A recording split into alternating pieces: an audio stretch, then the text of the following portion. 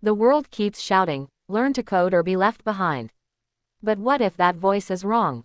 What if the world doesn't need more coders at all, but something far rarer, far more dangerous, and far more human? Before you scroll away, stay with this story, because it might change how you see your career, your value, and your future.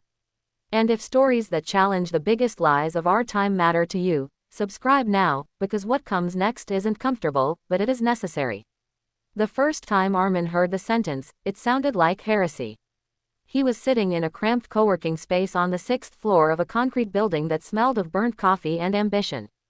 Around him, screens glowed with lines of code, Python, JavaScript, frameworks he barely understood but pretended to.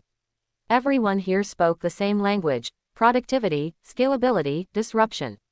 And yet, when the old man at the corner table leaned over and said quietly, "The world doesn't need more coders," Armin laughed, because laughing was easier than thinking. Armin had learned to code because the world told him to. Not one voice, but thousands. YouTube ads promised freedom. Influencers promised six-figure salaries. Universities promised relevance. Governments promised jobs. Even his parents, who barely understood what coding was, repeated the mantra as if it were a prayer. "Learn programming," his father said. "This is the future." So Armin obeyed, because obedience disguised itself as ambition. For years, he chased syntax like salvation. He memorized commands, frameworks, shortcuts. He stayed up late debugging problems he didn't care about for products he didn't believe in. Each solved error gave him a brief hit of satisfaction, like scratching an itch that always came back. Around him, thousands of others did the same. They called themselves builders, but most days they were just maintaining systems designed by someone else, optimizing clicks, shaving milliseconds off load times that no human would ever notice. The co-working space was full of people like him, young, driven, anxious. They wore headphones like armor, drank caffeine like fuel, and spoke in buzzwords to hide their fear. Fear of being replaced. Fear of falling behind. Fear that all this effort might still not be enough. Because deep down, everyone knew the truth they never said aloud: there were more coders than meaningful problems willing to pay them. The old man's name was Ibrahim. Nobody knew exactly what he did there. He didn't seem to code much. He spent most of his time writing in notebooks, reading physical books, and staring out the window as if the city below were a puzzle he was slowly solving.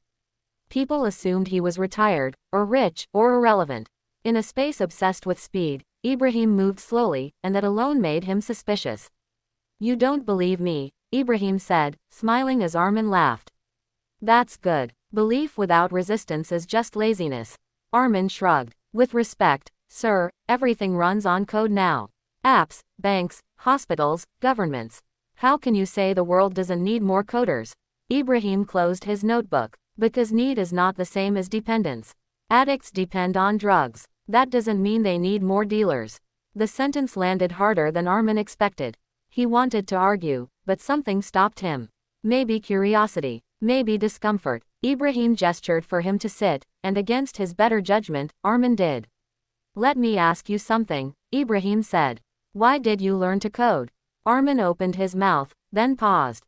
He gave the usual answer at first: career, money, opportunity.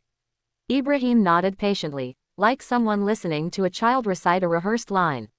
"And before that?" Ibrahim asked. "Before the money." Armin thought back. He remembered being younger, sketching stories, imagining worlds, asking questions that annoyed teachers. He remembered wanting to understand people, not machines. But those memories felt irrelevant now, like childhood toys boxed away. "I guess, the future," Armin said finally. Ibrahim smiled sadly. "That's what they all say." Over the next weeks, Armin found himself drawn back to Ibrahim. Their conversations became a strange ritual. In between sprints and stand-ups, Armin would sit with him and listen. Ibrahim didn't rant. He didn't hate technology. He didn't dismiss code as useless. Instead, he spoke of imbalance. "The world doesn't suffer from a lack of code," Ibrahim said one afternoon. "It suffers from a lack of judgment. From a lack of wisdom. From a lack of people who can decide why something should exist before asking how to build it."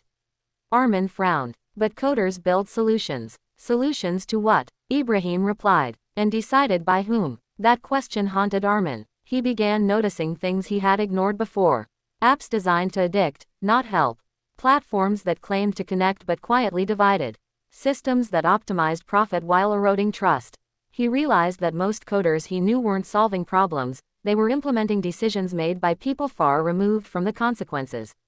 The more Armin paid attention, the more cracks he saw. Brilliant engineers working on meaningless features. Entire teams rebuilding the same products in different colors. Startups pivoting endlessly, not because they'd learned something, but because investors demanded growth narratives. Code multiplied, but clarity did not. One evening, after a particularly exhausting day, Armin asked Ibrahim the question that had been forming in his mind. If the world doesn't need more coders, what does it need? Ibrahim didn't answer immediately. He looked around the room, at the glowing screens, the hunched shoulders, the restless tapping. It needs fewer people who ask, can we build this? And more people who ask, should we? That night, Armin couldn't sleep. He thought about the algorithms shaping elections, the recommendation systems shaping beliefs, the automation replacing jobs without replacing dignity. All built by coders, all technically impressive, all morally ambiguous. He realized that code was power, and power without wisdom was dangerous. Months passed. Armin kept coding, but something inside him had shifted. He started asking uncomfortable questions in meetings. Why were they collecting this data? Who would be harmed if it leaked? What behaviors were they encouraging? His colleagues grew impatient. That's not our concern, they said. We just build. Eventually, Armin was asked to stop asking those questions. He quit shortly after. Without the structure of his job, Armin felt lost. The world that had promised certainty now offered silence. Friends told him he was foolish. You had a good role, they said.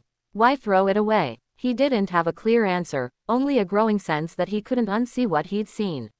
He met Ibrahim one last time before the old man stopped coming to the co-working space. I